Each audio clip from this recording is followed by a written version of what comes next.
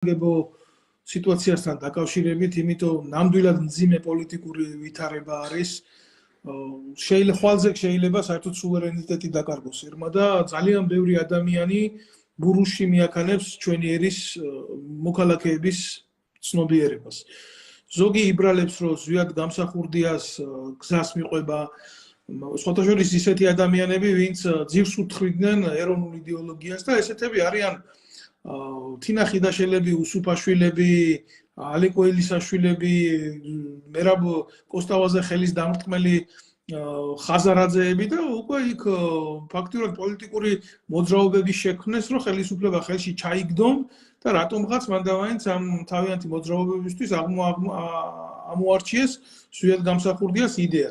დღეს ბატონი პლატონი შემთხვევით არ მომისვევია სტუდიაში, ის იყო ეროვნული ხელისუფლების კონტრდაზვერვის თუ სამხედრო კონტრდაზვერვის უფროსი, არ ვიცი ამას თავად დაგელაპარაკებათ და კომენტარს მოვთხოვ ბატონ პლატონს მიმდინარე პროცესებზე. ბატონო პლატონო, მოგესალმებით კიდევ ერთხელ.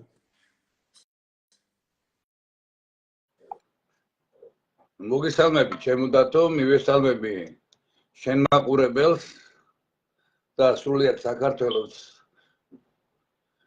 ძალიან მართლაც ძიმე სიტუაცია რეალურად საქართველოსთვის, ჩვენი სახელმწიფოებრიობისთვის, ერთ-ერთი ისტორიული ერთ-ერთი ძნელჯამობა არის, რაც 1992 წლის მერე რაც მოხდა ეს სამხედრო კრიმინალური გადატრიალება პუჩი, ვის შემდეგ დღეს საქართველოს სახელმწიფოებრიობა ერთ-ერთ ყველაზე მძიმე მდგომარეობაშია. როგორც ერთი მხრიდან, ისე მეორე მხრიდან რა, ნაცქოცების მხრიდან და საერთოდ დღევანდელი პოლიტიკური შემადგენელი და პოლიტიკური ელიტა ავიღოთ, გინდა არასაპარლამენტო ოპოზიცია, ხო, როგორც იძახიან დღესდღეობით. დღეს ყველა რეალურად არის შეკავშირებული სისტემასთან, რა, სისტემა, დანაშაულებრივი სისტემა, რომელიც ჩამოყალიბდა ეროვნული ხელისუფლებისა და ეროვნული სახელმწიფოებრიობის დამხობის შემდეგ და რასაკვირველია, ხო, რეალურად ეს ძალები ვის შენ ახსენებ, ხო, ახლა ანა დოლიძე, ხაზარაძე, ელისტაშვილი და არა მარტო ისინი, ხო, ყველა დღეს თავის თავს ეროვნულ მოძრაობას, ახალ ეროვნული მოძრაობის დაწყებას აპირებენ და ზვიად გამსახურდიან მერაბ კოსტავას ხალხი აღმოჩნდნენ უცებ ქაქუცა ჩოლოყაშვილის, კოტე აფხაზის და გენერალ მაზნიაშვილი და გენერალი კვინიტაძეს. ხო წარმოგიდგენიათ რა მხელა ესე იგი იმ დონეზე არიან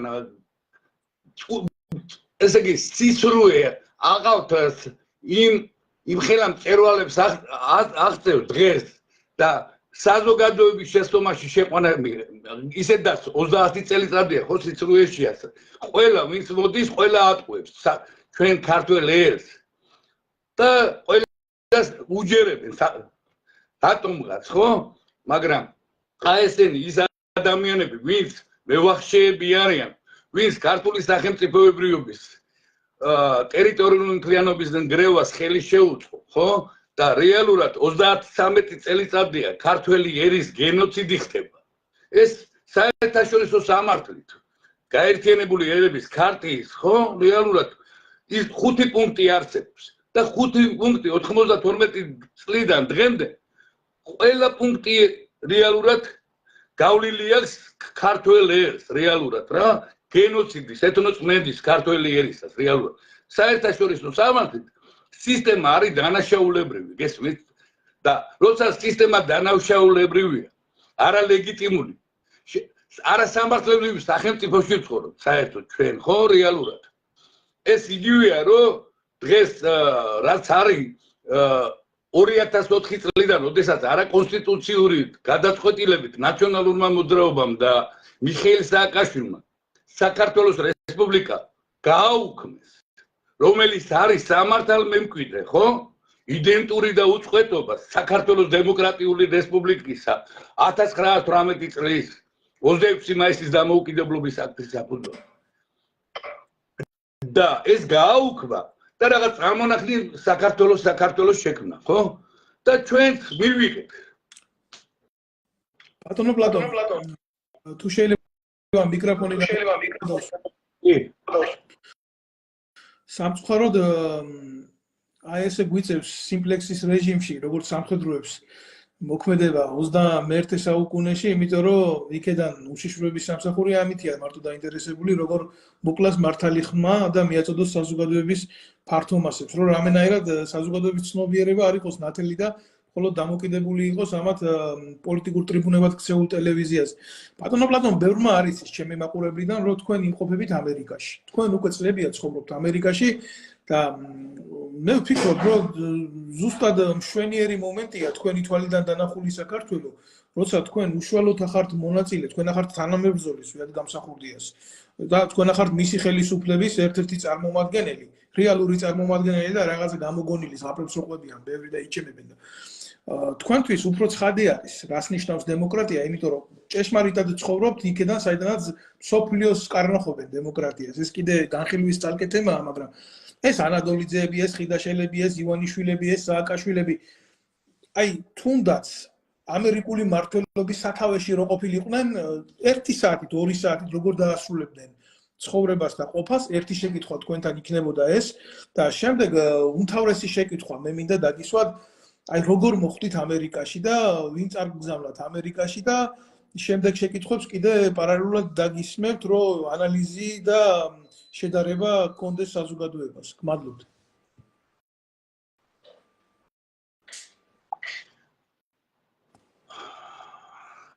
საერთოდ ამერიკის სახელმწიფო არის კონსტიტუციური რესპუბლიკა. და გამოეყო კოლონიურ ბრიტანეთს და გამოაცხადა დამოუკიდებლობა, ხო? სახელმწიფო დაეფუძნა დამოუკიდებლობის აქტს და გამოცხადა კონსტიტუციური რესპუბლიკა. ისმის? არცად არ წერია დემოკრატია. კონსტიტუციაში, ხო, დემოკრატია არცად არ წერია. იმიტომ დემოკრატია ეს ნომინალურია რა და მე ამ დემოკრატიული პროცესებიდან წარმოიშობა უზურპატორული ხელისუფლებები და დიქტატორული ავტოკრატები და დიქტატორები და რაც შეეხება ამერიკის შეერთებული შტატების აი რამდენად ძლიერია ინსტიტუცია თვითონ აი მართლაც ხო დღევანდელი ადმინისტრაცია არის გლობალისტური რეალურად გლობალისტური რომელიც დღეს მსოფლიოს კარნახობს თავის ეგრეთ წოდებულ დემოკრატიას ამ დროს ტირანიას ხო რეალობაში ხო არაფრით არ განსხვავდება მხოლოდ საბჭოთა კავშირის ტირანიული და ტოტალიტარული სახელმწიფოებრიობიდან დღევანდელი აი ადმინისტრაცია მე თვითონ ამერიკის ხალხზე არ მაქვს ლაპარაკი მე თვითონ სისტემაზე მაქვს ლაპარაკი ხო რეალურად განსხვავდება რითიც ტანკის ენაზე არ გელაპარაკებიან მაგრამ თუ დაჭირდათ იმასაც გამოიყენებენ რა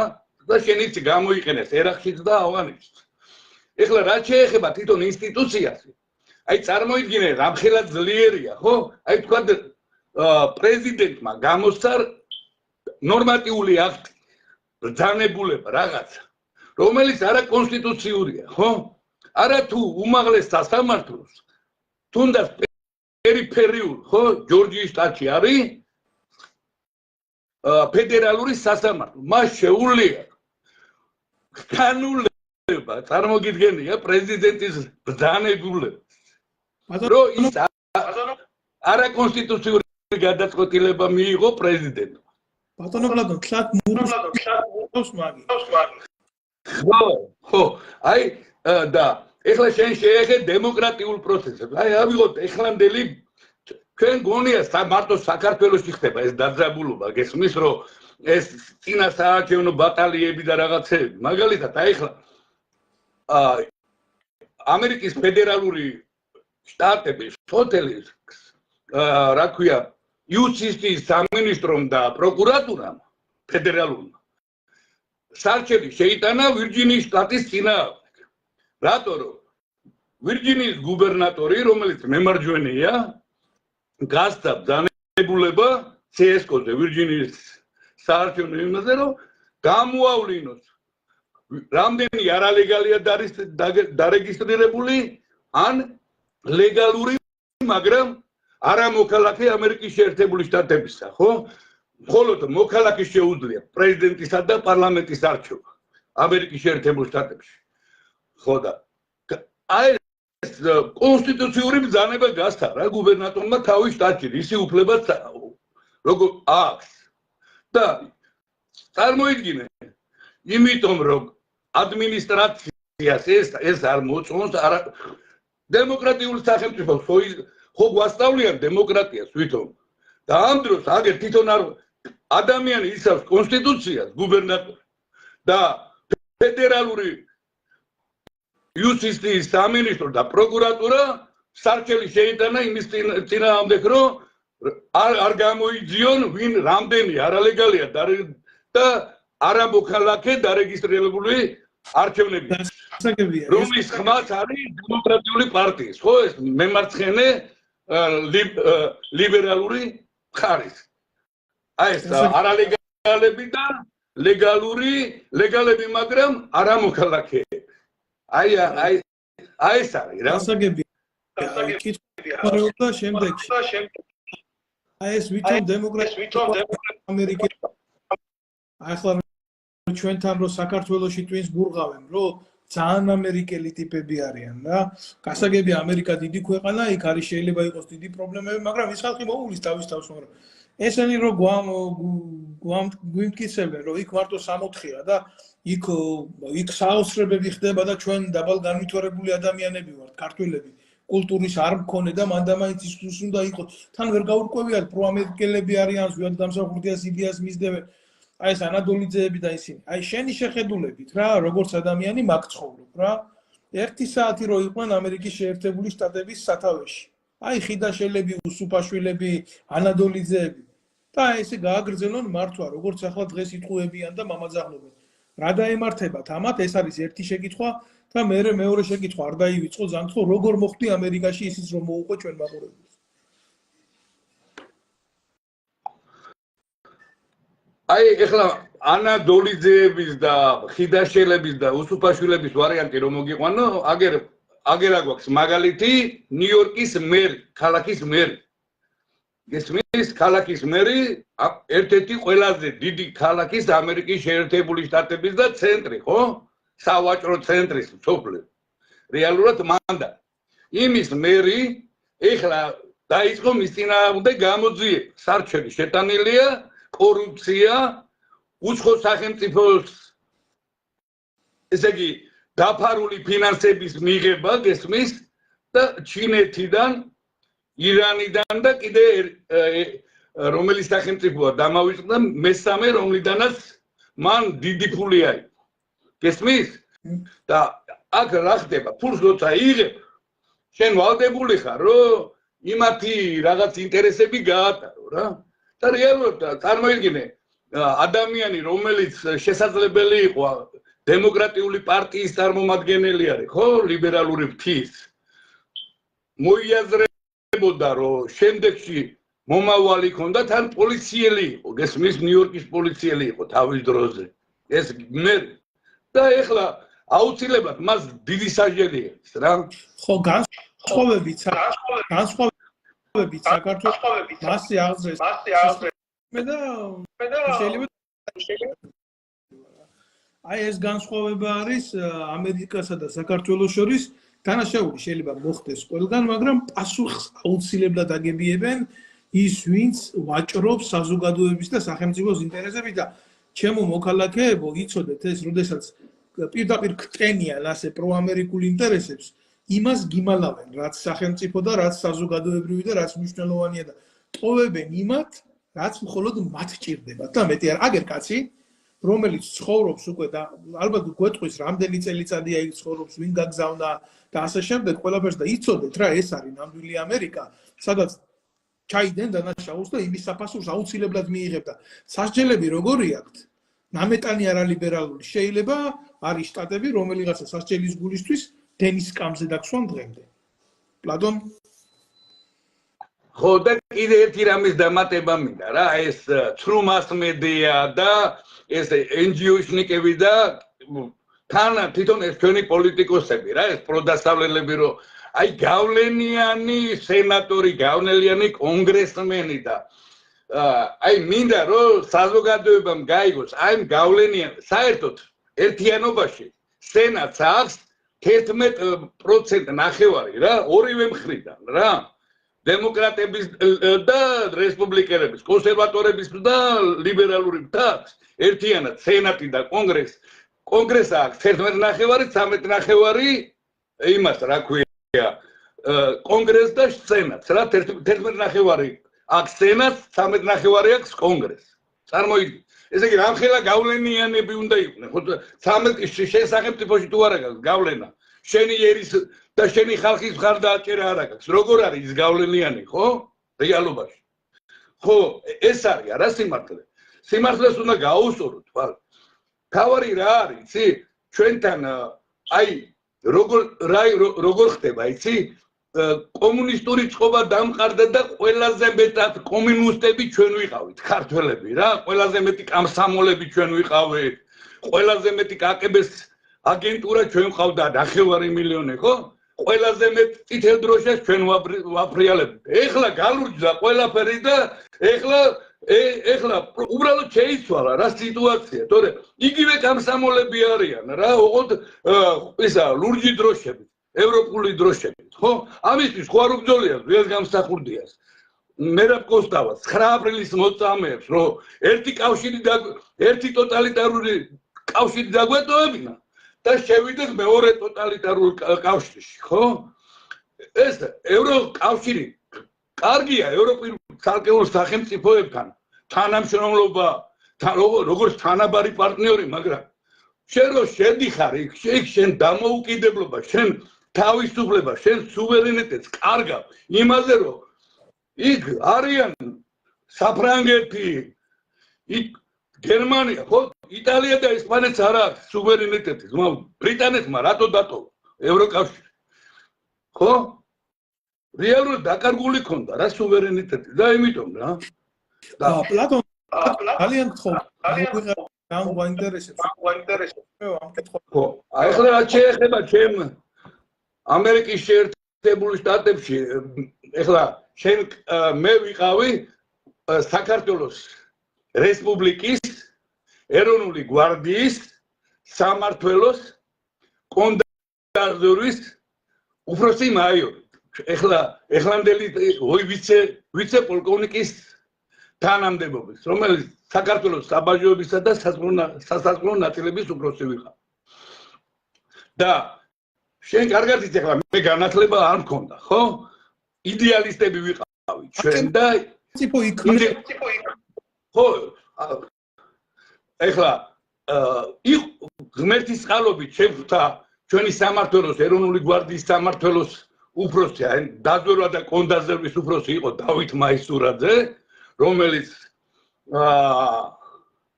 ერთ-ერთი უძლიერესი იყო არა თუ საბჭოთა კავშირში არამედ სოფლიოს დაზვერვა კონდაზერვაში რა ავღანეთში მონაწილე და თვითონ ამერიკის სპეცსამსახურებიდან ნაღიარები და ის იყო ჩვენი გამზდელი რეალურად და ის გვასწავლიდა რა როგორ ანაირად მაგრამ აუცილებელი იყო რომ გაგელო რა სწავლება რა და პრეზიდენტის ბრძანებულება იყო ჩემთან რომ ამერჩია ან მასალში გამიარა თუ ფედერალურ ამერიკის ფედერალურ ბიუროს სასწავლებელში რა რომ გამეგზელებინა სწავლა ნუ შემდეგ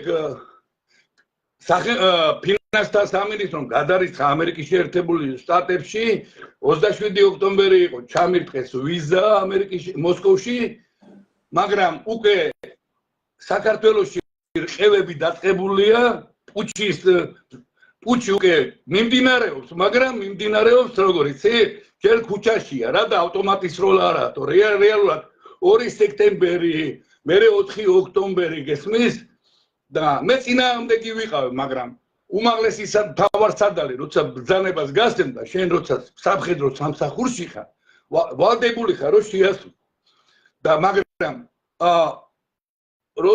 უნდა დამეტოვებინა ახალწლამდე მაგრამ ეს სიტუაცია რო იყო ვერ და მომიწია იმ ბატალიებში, რაც მოხდა ეგრეთ წოდებული სამოქალაქო ომში, ხო?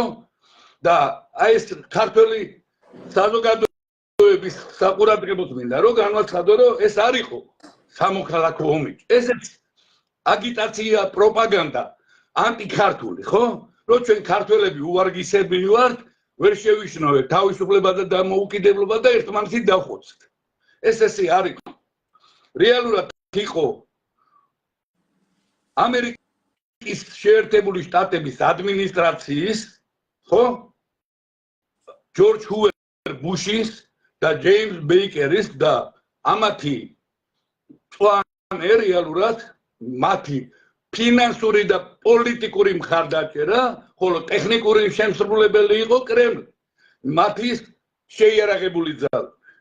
ეს არ იყო ეხლა კიტოვანის 150 კაცი მოგვიგებდა ომს სიტყვაზე? ან თუნდაც ხედრიული? ეს ხო ზღაპარია, მაგრამ სადაც სამაჩაბლოში გოჯი არ დაგვისმია, ხო, რუსებთან და სეპარატისტებთან. ერთი წლის განმავლობაში რეალური ბრძოლები მიდიოდა. და გოჯი არ დაგვისმია, საერთოდ ჩვენ ვაკონტროლებთ. ერთადერთი იყო ცხინვალი, სადაც შერეული ის მიდიოდა, რა ქვია, პატრულირება. ქართველებისა და ჩვენი შინაგანი ჯარებისა და რუსეთის შინაგანი ჯარების. თორე დანარჩენი 99% იყო მთლიანად ჩვენი კონტროლის ქვეშ. და საერთოდ ყველა საზღვარი კონტროლდებოდა ჩვენი ეროვნული გვარდით. და გოჯი არ გაწმულწევლა არც თურქეთიდან, არც რუსეთიდან, არც აზერბაიჯანიდან და არც ასტომხედიდან. და ეხლა როგორ გონიათ? აკია ბარბაქაძეები და ისინი მოგვიგებდნენ ომს? ხო? თუ შეიძლება ესა მიკროფონი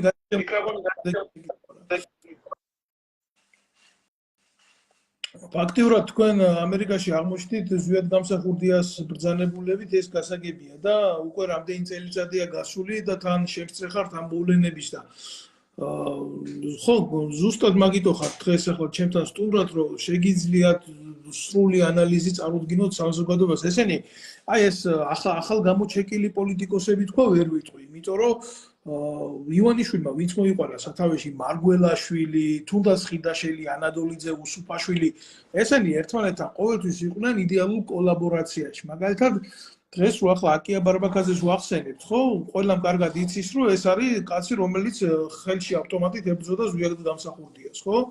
გინდათ ის ნაციონალური მოძრაობის დროს გენერალური შტაბის უფროსად დევი ჭანკოდაძე რო ყავდათ, პირველი იყო, რომელიც დეტრიცანტის ეგრეთ წოდებული დ-30-ის ქვემეხს ესროდა პარლამენტის შენობას და პირდაპირ უმიზნებდა ზვიად გამსახურდიას კაბინეტს.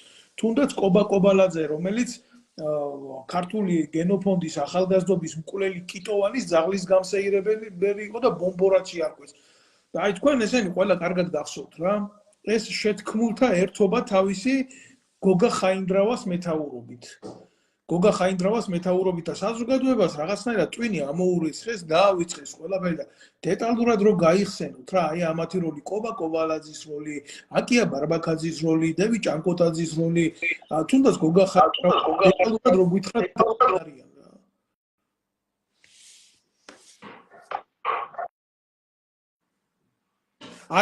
არის მის ხმაგა კათიშვილი. ეხლა ხო აი კარგად მოიყვანე რა შენ მარგველაშვილი ვინც არიან რა ის რა ქვია ბოკერია სააკაშვილი ეს ხო დღეს არიან პროდასტავლელები თორე ესენი ხო კრემლის აგენტურა იყო ხო რომელიც წითელ ინტელიგენციასთან ნეობოლშევიკური კომუნისტური პარტია ხო და ეგრეთ წოდებული ფსევდოეროვნული მოძრაობა ხო კონსერვატორული მოძრაობა რასაც ქვია იყო ეს ეროვნული ხელისუფლების და ეროვნული სახელმწიფოებრიობის წინა აი რამდენად საშინელებაა როდესაც გაერთიანდა როდესაც ტელევიზიასთან დაждდნენ ისინი ხო ერთად იყო ნეობოლშევიკები და ვითომ მათთან მებრძოლი აი ეს ეროვნული რა ეროვნულ-დემოკრატიული პარტია საქართველოს დამოუკიდებლობის პარტია ჭავჭავაძის საზოგადოება რუსთაველის საზოგადოება სახალხო ფრონტი ხო რეალურად და ბევრს არ ახსოვს ბატონი ზვიადი როდესაც უნივერსიტეტში მივიდა, ხო? ეს ბოკერია, ეს მერე ეს რო იყო შინაგან საქმეთა მინისტრიც იყო და მინისტრი თავდაცვის გია აი სვანეთში რო ჩახოცეს ბარამიძე გია ესენი ყველა ეროვნული ხელი და ეროვნული სახელი კრემლის დავალებით მოქმედებდნენ რეალურად. უпростоრად გაერთიანებული რა კრემლისა და ევროამერიკული იმპერიალიზმის ბრძანებულებას ასრულებდნენ რეალურად და ესენი ყველანი იყვნენ კაკებეს აგენტურა. ეს ახალგაზრდური გიორგი მარგველაშვილი რა ქვია დათო ტურაშვილი ესენი ყველა რეალურად შექმნილია არის კრუჩკოვის დავალებით. კრუჩკოვს აქვს დავალება მიცემული გენერალი კრუჩკოვი იყოს თავმჯდომარე კაკებეს 1988 წლიდან 91 წლამდე გარბაჩოვის მმართველობის პერიოდში და როდესაც დაინახეს ბატონი ზვიადის და მერაბი ილია მართალი და ჰელსინკის კავშირი არ დაეთანხმა იმას რომ ამერიკის ბრძანებას რომ რეალურად საქართველოს და არა მარტო საქართველოს ყველა რესპუბლიკას ბალტიისპირეთის გარდა მოუწოდებდა რომ აი დამოუკიდებელ სახელმწიფოთა თანამეგობრობა ხო შეიქმნა რა ეს კი არ უნდა შექმნილიყო წესით კიევში ხელი მოეწერა კიევში 1 აგვისტოს 91 წლისას ხელი მოეწერა ამერიკისა და საბჭოთა კავშირის მიერ სამი რესპუბლიკა დატოვებდა ესე იგი ბალტიისპირეთის ლიტვა ლატვია ესტონეთი და დანარჩენი 12 რესპუბლიკა ახალი წარმონაქმნი არა ისა დსთ სნგ კი არა საბჭოთა დამოუკიდებელ სახელმწიფოთა თანამეგობრობაზე შექმნილი წარმოგიდგენია და ეს რეალურად ამერიკის შეერთებული შტატების და რეალურად შეთანხმება მოხდა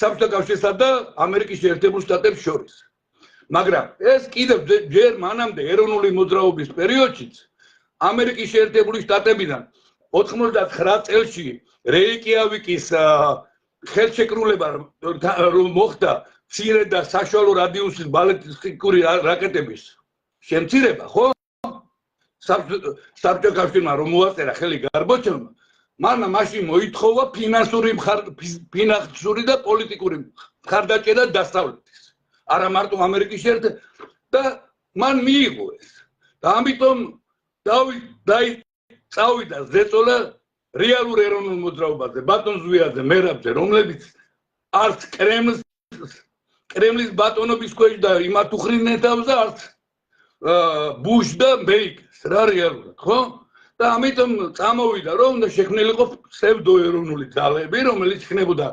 კონსტრუქციული ოპოზიცია გარბაჩოვის პერესტროიკის და აი ამაში იყვნენ მოქცეული დათო ტურაშვილი მარგველაშვილი მოსაყდე როარი შიო მუჯირი ალაიჯარაშვილი გოჩა აბულაძე ეპისკოპოსი სპირიდონი და ესენი რა ყველა რომელიც ჩანერგილები იყვნენ ვეტერანთა დეპარტამენტში ხო და რა შეეხება ეს ეროვნული გვარდიის დაშლას ხო პირველ რიგში საიდან დაიწყო ჩემო აი აკია სიზულული პრეზიდენტ ზვიად გამსახურდიასთან რისგან დაიწყო რა არა პირადულიდან დაიწყო პირადული ამბიციიდან რა ხდებოდა რომ 1991 წლის 31 მარტი არა მარტო რეფერენდუმის დღე არის არამედ პირველი მუნიციპალური არჩევნები ჩატარდა 1991 წლის 31 მარტს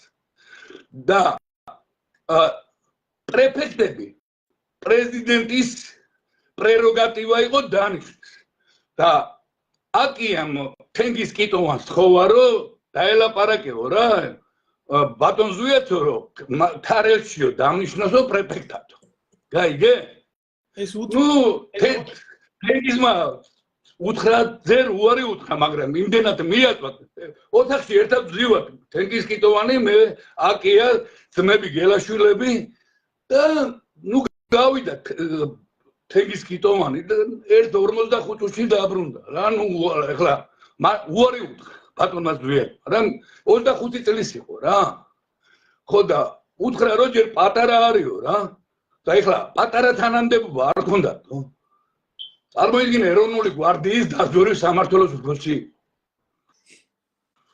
აკია ბარბარა 25 წლის ბავშვი ხარ თუ მეტი რა გინდა ხო რეალურად მაგრამ იმდენად იყო აიო ის რომ დანიშნაო რა ქვია ზვიაძიგურიო იმაშიო რა სამტრედიაშიო ჩემზე 2 წელი დიდი არისო და მე რა დავაშა და იმის მერე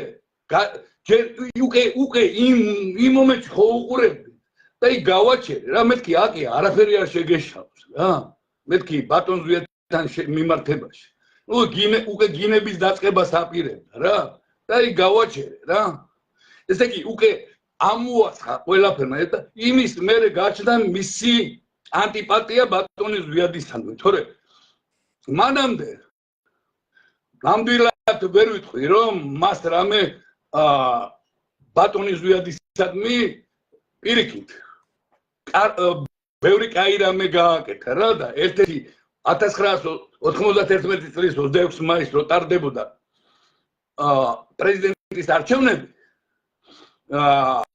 ესეთი თუ გახსოვთ ვალერიან ადვაძე იყო ესეთი რეფორმატორთა პარტიის საპრეზიდენტო კანდიდატი რომელსაც ვითომ მოითხოვა დაცვა მოთხოვა საბჭოთა კავშირს და საბჭოთა კავშირმა გამოაგზავნა გრუს წარმომადგენლები ვითომ რაღაცა შპს ის კორპორაცია იყო დაცვის და ამ დროს 5 მკვლელი გამოგვიგზავნეს რა რომელსაც უნდა ბატონის ზვიადი არჩევნებამდე უნდა მოეკლათ 26 მაისს არჩევნებამდე არჩევნების დღეს უნდა მოეკლათ მაგრამ საბედნიეროდ ჩემი ძმის სამსახურმა პრეზიდენტის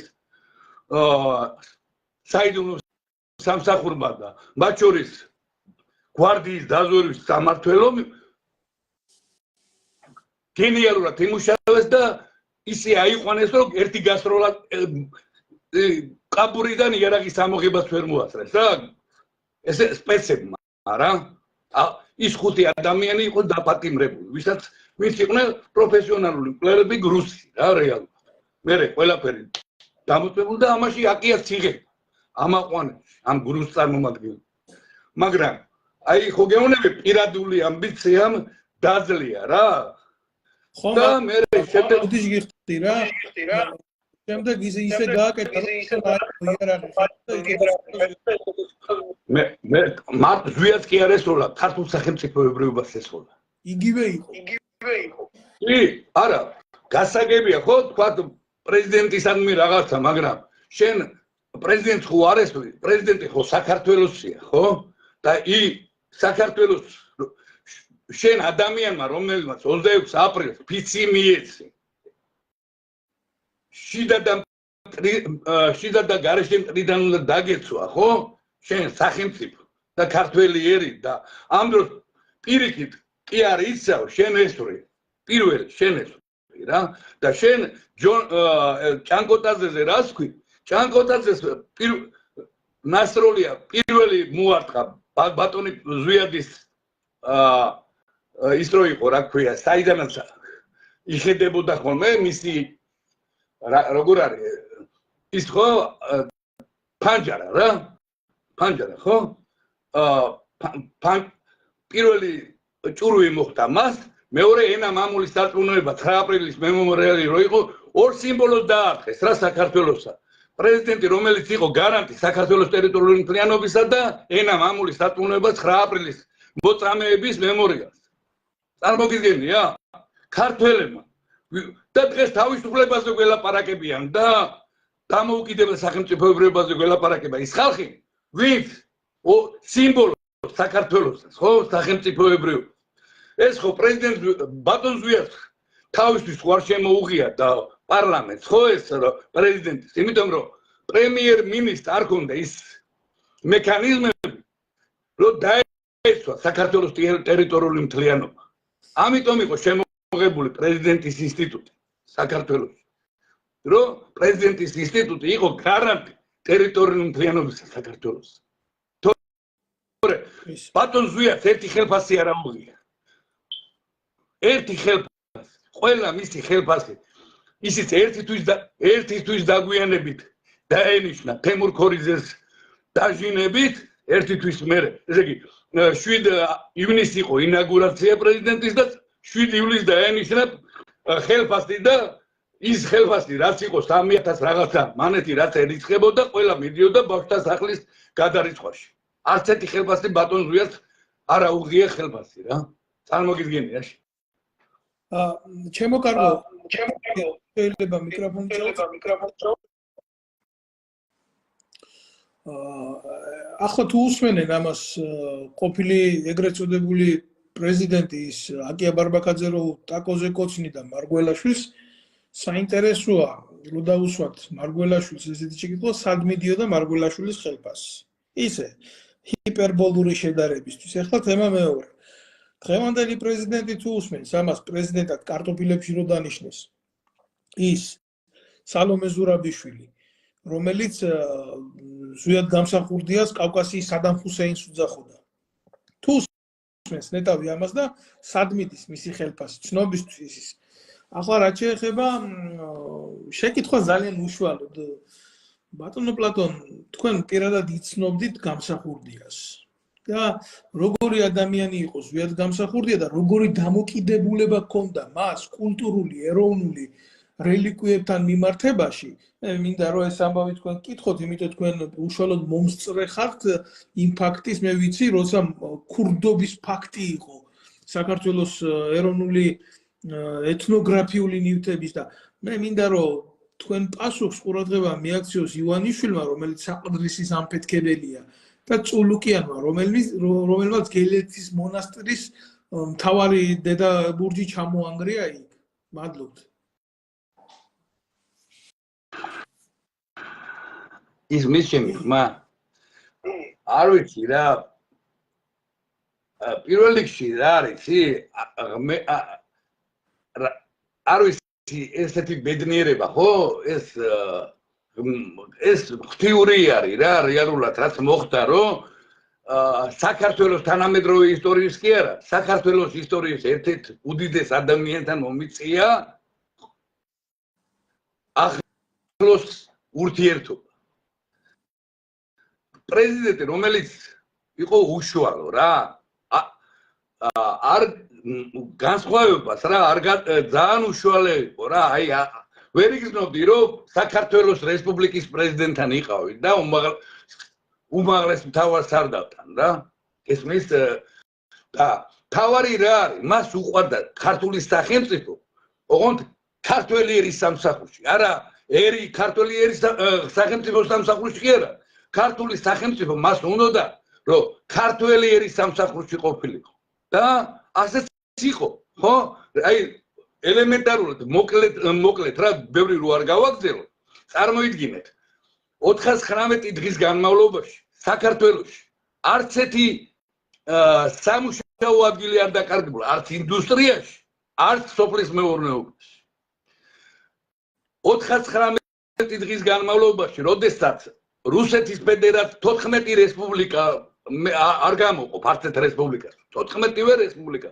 და ამის გადამოწმება ძალიან ადვილად შესაძლებელია რომ 3-4 თვის დაგვიანებით მიდიოდა წარმოებებში ქარხნებში ფაბრიკებში მეტალურგებთან ხო გაფიცვები იყო ხოლმე რა გინდა რუსეთში გინდა უკრაინაში გინდა იმაში შახტებიდან რა იმიტომ რომ 4-5 თვის დაგვიანებით მიდიოდა ჩვენთან საქართველოში ერთი დღე არ გვიანდებოდა ხელფასი ყველა და აი ეს ხო წარმოგიდგენია რაზეა ლაპარაკი და როდესაც სიგუამ ჩვენ როცა მოვექცეთ ეკონომიკურ ბლოკადაში საბჭოთა კავშირიდან და პლუს საბოტაჟი ხო ეს წითელი დირექტორატი ცეხავიკები რო იყვნენ და მაფიოზები დღეს ვის ხელშიც არის შაგდებული ეს მილიარდები ხო და კაპიკებად რო გაყიდეს და დააქციეს ჩვენი ქარხანა ფაბრიკები და რეალურად მოსწრეს მეტალურგია ჩვენი მიზან მიმართულად ხო რეალურად მოკლეს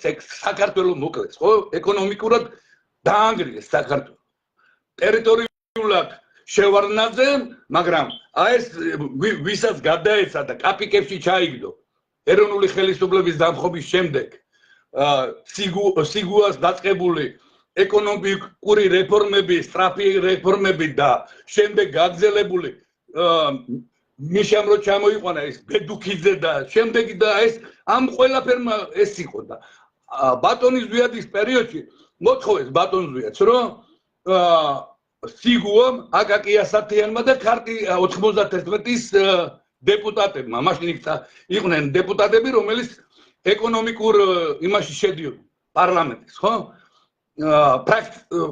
ხო და ბატონმა ზვიადმა უთხრა ესე იგი რა ტრანსპორტზე პირველად მოხმარების პროდუქციაზე რა რძე რაც იყო რა პირველად ფქვილი, პური, აემებზე და ტრანსპორტზე გაძვირე.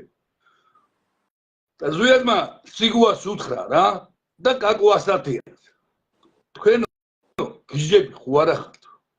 მე თუ შაქარი გაუძვირე და პური გაუძვირეო რა. მე ნახევარ თბილისს ვიცნობო რომ საღამოს რომ მოდიან შაქარ ჩაიზე და პურზე გადადიანო რა.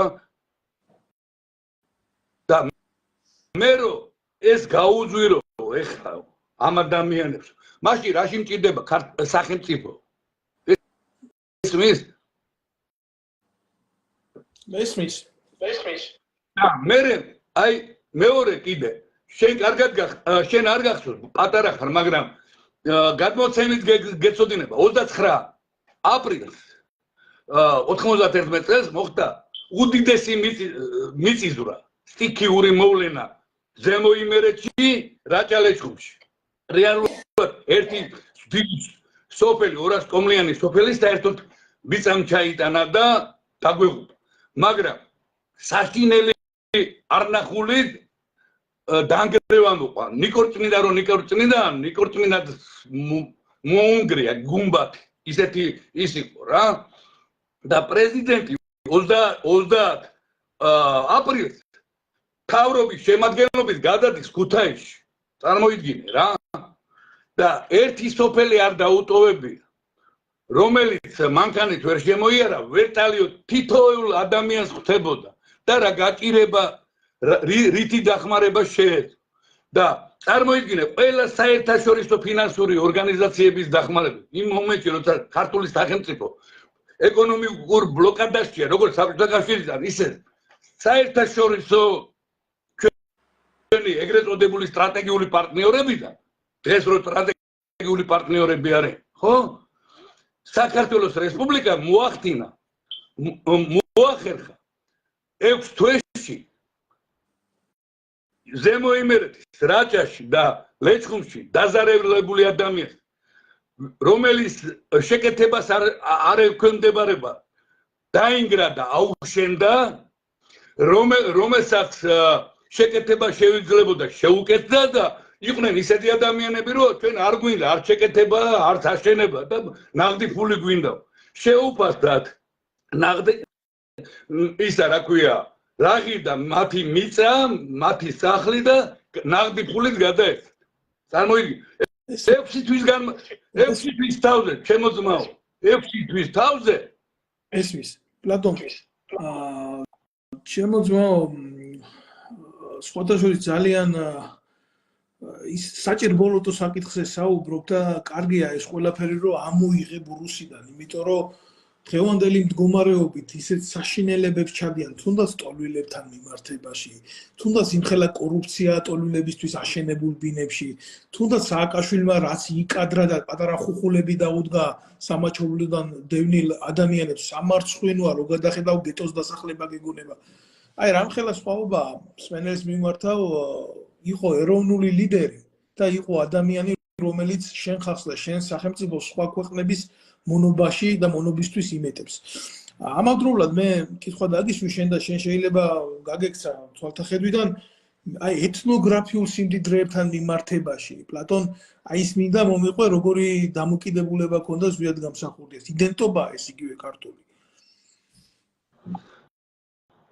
ნუ მოკლედ ახალი დანიშნულები ვართ რა, როდესაც პრეზიდენტი დაენიშნა, მაშინ უკვე ოფიციალური ბრძანებით დავინიშნეთ საბაჟოებისა და საზღვაო ნაწილების და ჩვენი შემადგენლობა ვინც იყო, ეხლა მე ვიყავი 26 წლის და ჩემზე პატარები იყვნენ რა და ვის ბიზნეს თუ აინტერესებს, ეგერ არის, რა ქვია, ლევან გამყრელიძე, რომელიც 2012 წელს დაინიშნა ეროვნული გვარდიის უფროსად 2012 წელს ის იყო ჩემი თანამებრძოლი და ისიც იღებდა ამაში მონაწილეობას. შეუძლია აკია ბარბახაძესაც შეუძლია ამის ფაქტის დამტკიცება, რომ ეს რეალობაში მოხდა, რომ ესე იგი ჩვენთან მოვიდნენ ებრაელები და შემოგთავაზეს 25 მილიონი მანეთი. მაგრამ არ გვეუნებიან რაში გვთავაზობენ 25 მილიონ მანეთს. რაღაც ესე იგი ერთადერთი პირდაპირი რეისი ყოველ სამშაბათობით იყო თბილისი თელავი რა, ერთ საერთაშორისო მაშინ 91 წელს და ნუ რაღაცის გატანა გვინდაო, მაგრამ ეს თქვენი საქმე არაო, ჩვენ ფულს გიხდით რა. თქვენ ეს თქვენ საქმეში მეუთხარი ეგრე სად არის, მაო მეუთხარი რა. და მე როგორ იცი, უარი ეხლა ბიჭებს გადავხედე და ბიჭებმა უკვე ძალიან ისეთი ის იყო, რომ შეიძლება იმ პიროვნებას, იმ ებრაელს, ვინც იყო სოლოლაკელი იყო, ცუდი რამე დამართოდა და პირდაპირ უთხარი რა. არა ჩვენ ამ ფულს არ ავიღებთ რა, ჩვენ იმიტომ არ მოვედით აქ, რომ ისა საბჭოთა სისტემის კორუფციული სისტემა შეგვეცვალა ეროვნული კორუფციული სისტემით. ჩვენ ეს ფული არ გვჭირდება. მაგრამ მეთქი ისი გატანაც გინდა, მეთქი არ გაგატანე რა. მე ვუთხარ შანსი არ არსებობს. მაინც გავიტანო რა, აიღებთ, არ აიღებთ და მე ზვიად გამსახურდია რამდენი ხანი იქნებაო და დამემუქრა რა შავებით რა. გაგიხვრიტავთო და დახვრიტავთო რა, არ გაცოცხლებთ. მე ვუთხარი, ძმაო, ქუჩას ვიცი. აქ რომ მიყურებ, მეთქი ქუჩას ვიცი, ისიც ვიცი. მეთქი დასრებაზეა რა სროლა რა და მეთქი წადი შენ გზაზე და შენ ხო იძახი გაიტან. აი მეთქი მე ნახოთ რა გაიტან თუ არა და ზუსტად ერთი თვის თავზე ერთ-ერთი ინფორმატორი, რომელიც იყო კაკების ინფორმატორი აეროპორტში, გადმოვიყვანეთ ეროვნული გვარდიის ჩვენზე ინფორმაციების მომწოდებლად რა 400 მანეთი დაუნიშნეთ ხელფასი რა, მაგრამ მაგარი ინფორმატორი იყო მართლა რა. იცოდა მისი საქმე. არა მარტო ის თვითონ აი ხო იცი სამოქალაქო ავიაცია ვერ ხედავს რა, როცა საბჭოთა ამიერკავკასიის სამხედრო თვითმფრინავები რომ შემოდის ზონაში, მარტო წერტილათაც ჩანს და ის ყველაფერს კითხულობდა, გესმის? გარდა იმისა, რომ ისეთ ინფორმაციას გვაწოდა, სამხედრო ინფორმაციებსაც რა, აი დესანტი იყო, რა თვითმფრინავი მოფრინავდა, რომელი დაждდა, სად გაფრინდა, სად დაждდა, გესმის? ყველა ინფორმაციები ქონდა, რომ პრეზიდენტს ქონდა, ყველა ინფორმაცია რა მოხდა რა. ხო და ის მირეკავს ღამის 12-ის ნახევარია და პლატონო სასტრაფოთო აეროპორტშიო რა, რაღაცა გადისო, ხვალე 11 საათზე მიფრინავდა რეისი თბილისი თელავივი და რაღაცა ჩატვირთესო რა და ფრინავი იყო ომანიზის ფრინავი რა, მურმან ომანიზე, რომელიც არის საგარეო საქმეთა მინისტრი და ვიცე-პრემიერი. წარმოიდგინეთ, საქართველოს რესპუბლიკის იმის ფრინავს გააქვს საქართველოს ეროვნული განზეულობა. რეალურად ეთნოგრაფიული კი არა, რეალურად განძი გაქონდათ რა, ჩვენი სიმდიდრე, ქართული ეროვნული, არა მარტო კულტურული, არამედ რეალური სიმდიდრე, ჩვენი წინაპრების და ჩვენი სიწმინდეების ტაძრებში ნაკეთები, ხატები, ისმის რეალურად რა. და ჩვენ ხო არ ვიცით რა გადის, მაგრამ იმან ხო იცოდა რა, იმ ფრინავმა რაც მიქონდა. სკივრი იყო, ესე იგი, მეტრანახევრიანი სიგრძეზე და მეტრა სიმაღლეზე რა. ხო და მითხრე იმ ადამიანმა, მე არ გამოვჩებიო პლატონო ტელეფონში 2 კაპიკიანიდან დამირეკა და სად რა დევს, ყველაფერი გამაგებინა. და ნუ ნახევარ საათში ღამის პირველ საათზე უკვე იმაში ვიყავი, რა ქვია, აეროპორტში ბიჭებთან ერთად და აი ავდივართ რა იმაში რა ტრაპზე რა და კაკები გადაგვეღობა წინ ეგრეთ წოდებული ეროვნული უშიშროება მაშინ უკვე ეროვნული უშიშროება იყო ხო და არ მიშვებენ რა შიგნით რა ნუ მე ამოუღე რა ის საბუთი რაც მქონდა პრეზიდენტის ხელის მოწერით და ის რომ დაინახეს გაიწინა ახლა იქ ისეთი რაღაცა ეწერა რომ იმას წინ ვერ აღუდგებოდნენ და პრეზიდენტის ხელის მოწერით და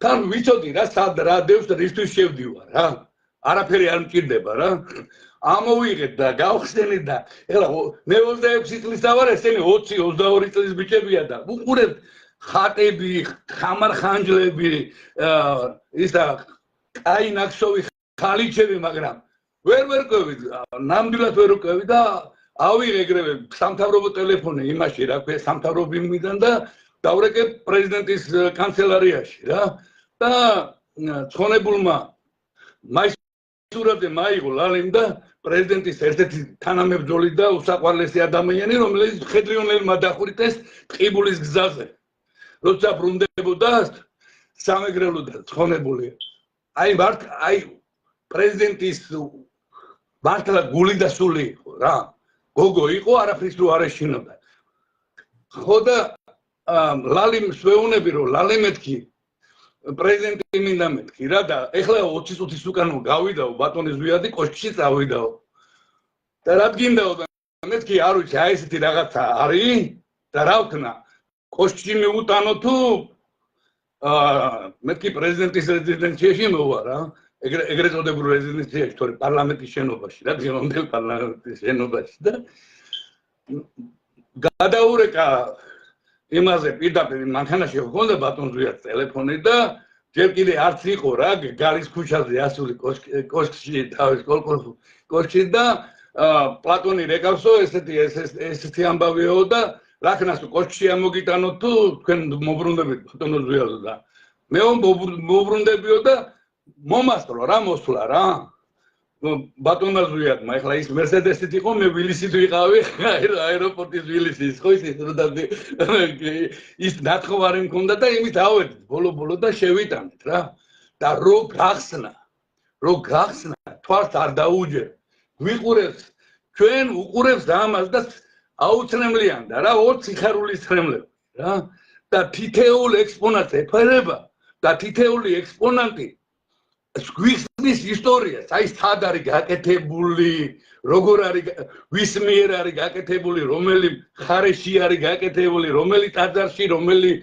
ეს მიშენ რამდენად და მე რეალურად ეთნოგრაფები როცა დაიბარა და მოვიდნენ 99% ეთნოგრაფების და ბატონი ზვიადის აი ხო იყო ერთ-ერთი და ემთხვა, მაგრამ აქ ის კი არ იყო რომ მან ეს ყველაფერი იცოდა როგორ ეფერებოდა ამ ყველაფერს რა დათო შე რო გენახა აი არ ის იმ ადამიანის სიყვარული როგორ შეიძლება განა იმიტომ რომ ის ზვიად გამსახურდა მის მაგივრად რომ პეტრე ყოფილიყო ხო პეტრე მეყვარებოდა ვისაც ესე ეყურებოდა ჩვენი სამშობლო და ვის შემაყვარა რეალურად ქართული სახელმწიფო და ერის მსახურება ხო ამაზე დიდი სიმდიდრე ხო არაფერი არ არის ხო შემელო ის 25 მილიონი ამეყო ხო და გამეტარებიდა რა რაიდო რა ჩემი საქმე იყო ხო ან მაგალითად ათობზე არ ვიტყვი მაგრამ ათობით მილიონი კონტრაბანდა გვაქვს კონტრაბანდიდან ჩამორთმეული ეროვნულ ხაზინაში შეტანილი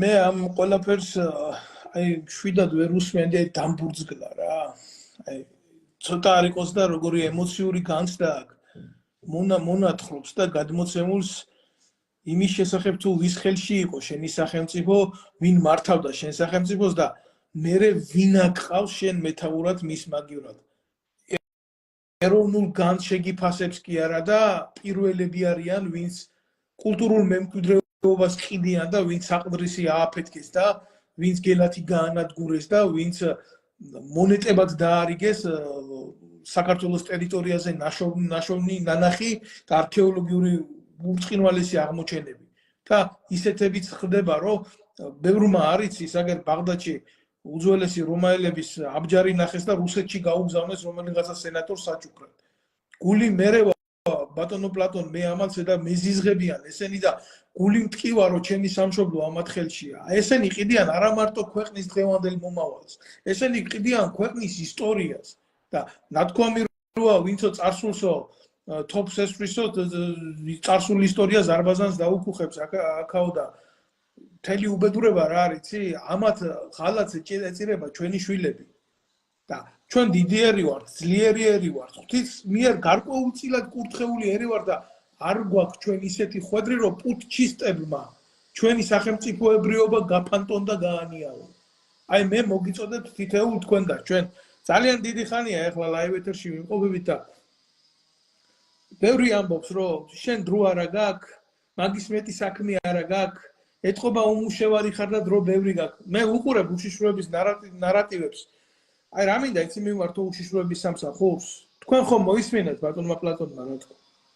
აი მაშინ როდესაც გაგლეჯილი ვილისით რომელსაც კანარეიკა თავზე ედგა აი ესეთ საქმეებს აკეთებდნენ და თქვენ ხალხს უხდით ფულს იმის გულისთვის აი ესეთი ნარატივები წეროს ოღონდ რამენაირად განეიტრალდეს ხალხი ეროვნული ცნობიერები ჩამოდით ვიზი ამერიკაში ჩამოდით ევროპაში და შეეცადეთ დასაქმების გარეშე ერთი დღე გაიტანოთ ერთი დღე გაიტანოთ ამ შუა კაპიტალიზმში რა თქმა უნდა უმუშევარი არა ვართ მაგრამ ჩვენი ქვეყანა რო გვიყვარს მიტომ ვნახულობთ მისთვის ამ დროს და მიტომ საუბრობთ რომ ყველა თქვენი მონად არ იქცეს მან ვინც რეალობა არ იცის მან ვინც სიმართლე არ იცის აი ეს არის სიმართლე ბატონო პლატონ ჩვენ უნდა დავასრულოთ ჩვენი დღევანდელი გამოსვლა და ბოლო თქვენი მიმართვა გააკეთეთ თუ შეიძლება და მოწოდებაც და შემდეგ დავემშვიდობოთ მაყურებელს პირველი რაც მინდა მიმართო თავარი რაც არის დღეს ჩვენთვის უმთავრესი რომ ეს ორი რაც არის დაგეგმილი რეალურად რა არჩევნების მერე ეს გაყალბდება ეს არჩევნები რასაკვირველია და საერთოდ ეს არჩევნები არა კი არა ეს არჩევნები კი არა 1992 წლის 6 იანვრიდან ყველა არჩევნები არის არალეგიტიმური და არაკანონიერი მაგრამ ეს არჩევნები აუცილებლად გაყალბდება და სპექტაკლი აუცილებლად წინასწარ იციან რეალურად რო ავიღოთ რა ვინ რომელი პარტია რამდენ პროცენტს აიღებს და ვის რახმები პარლამენტში ვის რა შედეგით იქნება დაждდება რა ეს ხდება დიდი ხანია რა უბრალოდ თამაშობანებია რა ეს ეგრეთ წოდებული ვარდების რევოლუცია ვითომ რო იყო და მერე ვითომ და შევარნაძე დემოკრატიული პროცესების ჩანაცვლდა მერე ვითომ მიშა დემოკრატიული პროცესი ეს ყველაფერი სპექტაკლი და რასაც კრემლი და ევროამერიკული იმპერიალიზმი რისი კოლონიას დღეს ქართული სახელმწიფოა ხო დღეს არის უალტერნატივო დიქტატურა არ აქვს მნიშვნელობა ქოცი იქნება სახელს რა ერქმევა რა პარტიას და ვიღაცას ბიზინა იქნება მიშა იქნება ჟორა ინგიბარიანი სისტემა არის დამღუპველი რა რომელიც ქართული სახელმწიფოებრიობისა და ქართველი ერის ეროვნული ინტერესების წინააღმდეგ და მე ჩემი როგორც ერთი ქართველი და თქვენი თანამემამულე და არა როგორც საქართველოს რესპუბლიკის ოფიცერი არ მოგმართ როგორც ერთი ქართველი თქვენი მეგობარი და უფროსი ადამიანი მოგმართავთ რომ ნუ დაღვით სისხლს ანტიმაიდანი მაიდანი და არღიც რა ეს რა ნუ აყვებით აი ეს ლიდერები ვინც არიან ესენი ამაში ფულს მილიონებს შეულობ ქართული სახელმწიფოსა და ქართველი ერის ეროვნული ინტერესების გაყიდვაში ეს იქნება რა ქვია გაერთიანებული ოპოზიცია ნაციონალური მოძრაობა ქართული ოცნება თუ კონსერვატორული მოძრაობა ყველა შეულობს ფულს მე ლიდერშიპს თორე თქვენ რისთვის იფთვით რომ არა ევრაზიის კავშირი ჯობია თუ ევროკავშირი ჯობია ამის გულისხმით უნდა მოკლათ ქართველებმა და დაუღვაროთ სისხლი ერთმანეთ ის არ გვეყო ის რაც დაიღვარა სისხლი 1900 ხო გვაქვს მაგალითი 1991-92 წლები თქვენ კაი ადამიანი შვილები როგორ შეიძლება ლურჯი დროშა იქნება თუ წითელი ლურჯი და თეთრი რა მნიშვნელობა ხო ფერი ქართული არ არის ეს ეროვნული არ არის ეროვნული სახელმწიფოებრიობი რეალურად თქვენ საიცახვალთ ევროკავშირში თუ ევრაზიის კავშირისკენ არც ერთი არ არის განვითარების გზა ქართული სახელმწიფოებრიობის. იმიტომ რომ ევროპა, ამერიკა და არც კრემლი არ დახარჯავს იმაში ფულს, რომ ქართული სახელმწიფო იყოს განვითარებული და ქართველი ერი ფეხზე წამომდგა. ესეთი ისტორია გამისახელეთ ერთი სახელმწიფო, რომელიც განვითარდა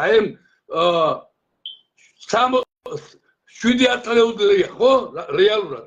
თუნდაც მეორე მსოფლიო ომის მერე დამისახელეთ. გინდა სამხრეთ აფრიკა, გინდა აფრიკული სახელმწიფოები, გინდა ცენტრალური ამერიკის, ლათინური, სამხრეთ ამერიკის, აღმოსავლეთ ევროპა, ხო გვაქვს კაცო, ყველაფერი მაგალითი აგერა გვაქვს. ევროპა არის აღმოსავლეთ ევროპა, ხო? რეალურად 20 წელი არის ევროკავშირის წევრი სახელმწიფოები. რატო ვერ მოხდა 20 წელიწადში თქვენ კაი ადამიანი შვილებო, გათანაბრება, ხო? ახლოს მისვლა ეხლა პენსიები და ხელფასები საფრანგეთის და გერმანიის და პოლონეთის და ჩეხეთის ერთი და იგივეა, ხო არ არის არა ერთი და იგივე. 20 წელიწადში რით ვერ მოხდა? რატო ვერ მოხდა ის ეკონომიკური გარღვევები, რასაც აი ეს გთავაზობენ ეს ვაშაზე, ჭიჭე ვაშაზე და ისენი რომ ახალი ტექნოლოგიები არ ვერ მოხდება ინდუსტრიას. ესენი არ აგიშენებენ, იმიტომ რომ თავიანთი სახელმწიფოდან ჩინეთში გაიტანოს ინდუსტრია. 70% სოფლიო ეკონომიკის, საბაზრო ეკონომიკის, როგორც მსუბუქი მრეწველობის, ისე მრეწველობის იწარმოება ჩინეთში, თო? თვითონ ევროპული სახელმწიფოები დაანგრიეს. იტალია, ესპანეთი აიღო, ხო? 1990 წლამდე აიგეთ ევროპა, დასავლეთ ევროპა და დღეს შეადარეთ რა. იმდროინდელი ეკონომიკური განვითარება, ინდუსტრიული და ეხლანდელი, ხო? ეხლა მომხმარებელია ევროპა რეალურად. ამერიკის შეერთებული შტატები არის უმეტესად არის მომხმარებელი. არა წარმოებელი. და ჩვენ მით უმეტეს ქართული სახელმწიფო, ხო? გვეუბნებიან რომ ეხლა არ ეგონოთ რომ მე ევროპას დავარდი. მეორე გინდათ რომ იყოთ, რა ქვია, ყაზახსტანი, თურქმენეთი, რა ქვია, უზბეკეთი და ესეთი სახელმწიფოები განუვითარებადი, რომელიც კრემლის პარველობის ქვეშ არის. ერთადერთი განვითარების გზა არის პირდაპირ ეროვნული სახელმწიფოებრიობა. ქართული სახელმწიფოს კაპიტალიზმზე უნდა გადავიდეს, რაც იყო ეროვნული ხელისუფლების, ხო? სოციალისტური ბაზარიდან სახელმწიფო კაპიტალიზმზე გადასვლა. გარდამავალი პერიოდი იყო 7 წლიანი და უნდა გადასულიყავი. ეს რაც იქნებოდა მორგებული რეალურად. სახელმწიფო მორგებული იქნებოდა თითოეულ ქართველს. გესმით? როგორ განვითარდებით, როცა ჩვენი ლარი არ არის წარმართველი სახელმწიფოში და ეროვნულ ბანკს არ შეუძლია ქართულ სახელმწიფოს გამოუყოს ცესხი, რომ თავისი ეკონომიკა განავითაროს. წარმოგიდგენთ, საქართველოს კონსტიტუციაში ჩაწერილია საერთაშორისო ფინანსური ორგანიზაციებიდან, რომ ეროვნულ ბანკს არ შეუძლია ქართულ სახელმწიფოს გასცეს ცესხი. თუ ის ჩვენ ინდუსტრიას, ხო, ახალი ტექნოლოგია იქნება, თუ სოფლის მეურნეობაში ახალი ტექნოლოგიების დანერგვა, ჩვენ ეგრეთ წოდებულ ეროვნულ ბანკს არ შეუძლია გასცეს. და მეორე, თუ ქართული ლარი არ იქნება წარმართველი და ეს ქართული ლარი არ იქნება აკუმულირებული ქართულ ერში, ხო? რომ ქართველი მცირე და საშუალო მეწარმე წამოწინა და თუ ქართველი მეწარმე არ ჩააყენე კონკურენტულარიან ვითარებაში ამ ვეშაპებთან, როგორ გინდა განვითარდე? ხო? რეალ ლოგიკურად ვილაპარაკო. ვერ განვითარდები, შანსი არ არსებობს. მართალია. და როცა ერი ღარიბი მაშინ ხდება ეს დარღვევები, მიწების გასხვისებები, გაყიდვები, ხო? რეალურად. უცხო ტომელებს. ბატონ, თუნდაც რომ კანონითაც რო აღდგა, ჩემო დათო, შენ გონია რა ეს კონსტიტუცია ხო ფარატინა ხალხი. აი 1991 წლის კონსტიტუცია გარდამავალი რატო იყო? იმას ყველა მექანიზმი ქონდა, როგორც ტერიტორიული მთლიანობის დაცვის საერთაშორისო სამართლის ჩარჩოებით და მერე რაც თავარია მიწა წყალი ყველა ბუნებრივი რესურსები და წიაღისეული ქართველი ერის საკუთრება იყო და ქართული სახელმწიფო. როდესაც ფრანგი ბიზნესმენები ჩამოვიდნენ ზვიად გამსახურდიასთან და ფოთისა და გურიის ჭაობები მოითხოვეს, რომ იჯარაზე აეღოთ, ესმის ბაყაყების მოშენება უნდათ და თხოვეს პრეზიდენტს. მე ქართველმა ერმაო ვაჭრად კი არ ამირჩიო. მე იმისთვის რომ დადგება დრო ეს ჭაობიცო, ეს სალიკლდეების და ეს ქართველი ერი როცა წამოდგებაო, ისინი მიუჩენენ ადგილს იმ ჭაობსაც, იმას და იმ ყველაფერს. ეს ქართველი ერის საკუთრება არის. ეს მე პრეზიდენტად იმიტომ არ დაამნიშნესო, რომ შენ ბიზნესმენი ხარ და ეხლა რაღაცა ფულს რაღაცა იმას ჩადებ, ვითომ ხო, როგორც დღეს შემოდიან ეგრეთ წოდებული ისინი ინვესტორები, ხო? რეალურად ყველა ინვესტორი შემოდის გინახი ინვესტორის გადახდელი საგადასახადო ქართული სახელმწიფოსთვის. ყველაფერი ჩვენი გააქვთ, შემოდიან, იმიტომ რომ წაი. ამას ეროვნული ხელისუფლება კონსტიტუცია არ აძლევდა ამის უფლებას. და კონსტიტუციას ვიცავდით ჩვენ. არ ვაძლევდით საშუალებას, რომ როგორ არ იყვნენ ჩვენთან კორუმპირებული. გინდა შინაგან საქმეთა მინისტრი და გინდა ის და ბევრი იყვნენ და მაგრამ არაფერს არ უთმობდით რა. იმიტომ ჩვენ მყავდა პრეზიდენტი, რომელიც გვაძლევდა იმის უფლებას, რომ ვერც შინაგან საქმეთა მინისტრი გაბედავდა, ვერავინ გაბედავდა ქართველი ერის საკუთრების გაყიდვას, გესმით? თუმცა რატომ აკეთებდნენ და ბოდი გამიგზელდა რა. არა, როგორ ვიკადრებ? ძალიან დიდი მადლობა. და აი დავამთავრო, რომ ნუ დავრით რა სისხლს რა ერთმანეთის, ნურც ევროკავშირისთვის კონსოლიდაცია მოახდინეთ და ქართველი ერი დაბრუნდეს ძალაუფლებაში. როგორც არის საქართველოს რესპუბლიკის სახელმწიფო პრეამბულაში პრეზიდენტ ზვიად გამსახურდიას დატოვებულია ქართველი ერი უმაღლეს ძალაუფლად ქართველური სახელმწიფოსაც. მეო და თქვენ ქართველი ერი უნდა იყოთ ბატონ პატრონი და გამგებელი ქართველური სახელმწიფოსა. არა ბიძინა ივანიშვილი და არა ჟორა ინგიბარიანი. არა აქვს სახელი რა შესაკრებთა გადანაცვლები ჯამი ყველა ერთი იქნება. თუ ქართველი ერი არ იქნება წარმართველი ქართველური სახელმწიფოსა. აი ეს ბოდიში რა ყველას. ჩემო კარგებო, ეს არის რა. ბევრს შეიძლება მაგარი არ მოხვდა გულზე ის რომ ჩვენ იმ ევროპაში და იმ ამერიკაში ვცხოვრობთ, რომელიც სათაყვანო ხატად გაიხადეთ თქვენ და სიმართლეს ვლაპარაკობთ ეროვნულს. თქვენ შეიძლება ეს არ მოგეწონათ, მაგრამ სიმართლე არის სიმართლე და განსხვავებით იმ თქვენი ავტოკრატიული ტუალეტისა, რომელიც ქვეყანაში შექმნითა დემოკრატიას უძახდა, არც ამერიკაში და არც ევროპაში, მიუხედავად თავისი ნაკლოვანებებისა თუ დადებითი მხარეებისა, სიმართლის თქმის გულისთვის არავინ არ მოგექცევათ, ისე როგორც თქვენ ეკცევით საქართველოში ქართულ ხალხს. ამიტომ გარკვეულწილად ეს გარემოც გვაძლევს იმის საშუალებას ვილაპარაკოთ სიმართლე და მივაწოდოთ საზოგადოებას სიმართლე. ეს არის ის რაც უნდა იყოს ჩვენს ქვეყანაში, ესაა სურვილი რომ იყოს ჩვენს ქვეყანაში და არა ტირანია. Facebook ლაიქის გამო ხიდაშელმა სამსახურიდან რომ მომხსნა. ეგრეთ წოდებულმა დემოკრატმა. თანაც შეიარაღებული ძალებიდან და უნდა გამოვერკვათ, უნდა ვიცოდეთ, უნდა შეგვეძლოს განსაზღვრა რა არის ქართული და რა არის არა ქართული.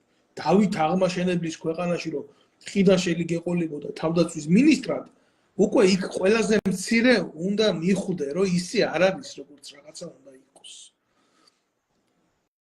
ბოლოს ბატონმა პლატონმა ყველას გითხრათ, რომ ეს არჩევნები, ეს დადგმული ილუზია, ეს ყველაფერი სიაფანტობა და ნუ დავრით სისხლს. ჩემი თხოვნაც იქნება, რომ სისხლს ქართველისას, ქართველი ნუ დავრით. ამას გეუბნებათ ადამიანი, რომელიც მომსწრია სამოქალაქო ომის, რომელიც მომსწრია სხვადასხვა რეგიონალური დაპირისპირებების და აქ დიდი გამოცდილება. დაუჯერეთ მას და ნუ გახდებით ნურც ბიძინა ივანიშვილისტი, ნურც სააკაშვილისტი, ნურც ნურავისტი, გახდით თქვენი სამშობლოს ერთგული და გამოდით მისი ინტერესებიდან. შეიძლება რთულია ეს ვიღაცისთვის აღსაქმელად, იმიტომ რომ სახელმწიფოებრივი აზროვნება არ იყო, იმიტომ რომ არ გასწავლიდნენ ამას, იმიტომ რომ ამითი თქვენ არ იკვებებოდით. ის ახალგაზრდა თაობა. შეიძლება თქვენთვის მარტივია დღეს ხელის გაქნევა, იმიტომ რომ სისხლი გერჩის, მაგრამ შენ თუ ამას მოусვენ, ხო? და შენ თუ ჩამოყალიბებული ადამიანი ხარ, მინიმუმ შეეცადე სწორი პარალელები გააკეთო. გმადლობთ თქვენ, გმადლობთ ბატონო პლატონ და გისურვებთ ყოველივე კარგს, ჩვენ კიდევ გვექნება ლაივ ეთერი და კიდევ ჩავერთვებით ამ გენის გულის გასახეთქად. ხელისუფლებასა და ოპოზიციას გულისხმობ. გაიხარეთ.